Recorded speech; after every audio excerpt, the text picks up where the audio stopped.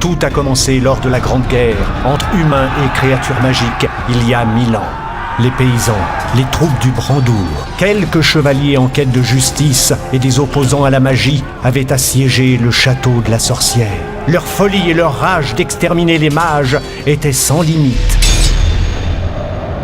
Quand Rachalden apprit l'attaque du château d'Ophidia, il s'y rendit aussitôt et découvrit le corps sans vie et maculé de sang de sa compagne.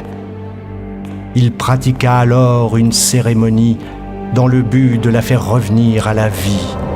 Lui, l'incarnat de la mort, fit couler son sang et en appela aux esprits des autres temps pour redonner un souffle de vie éternelle. Mais Rachalden ne pouvait se contenter d'attendre.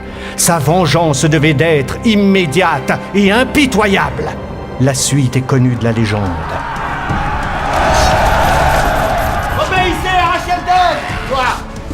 Es-tu pour ton roi ou contre ton roi? Il y a des légendes qui sont bien réelles. Notre famille est bien placée pour le savoir. Et qu'avez-vous fait? C'est une âme que tu cherches. Eh bien, en voilà une.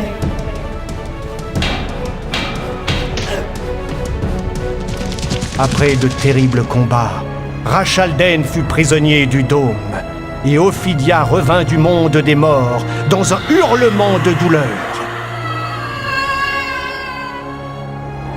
D'ordinaire assez neutres, les Urtex sont férus de science et excités à l'idée de repousser les limites de la physique. Ils fabriquèrent la machine. Tout est prêt. Tout est déjà en place au pied du dôme. Et demain, dès la première lueur du jour, ils vont libérer cette énergie pour détruire le dôme et ainsi rendre ses pleins pouvoirs à notre père et maître, Rachalden.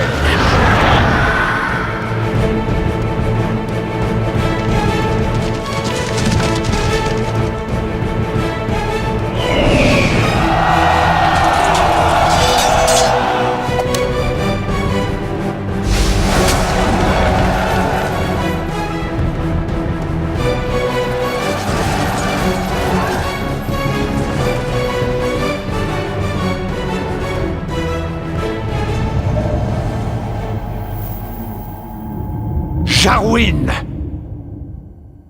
ne me déçois pas.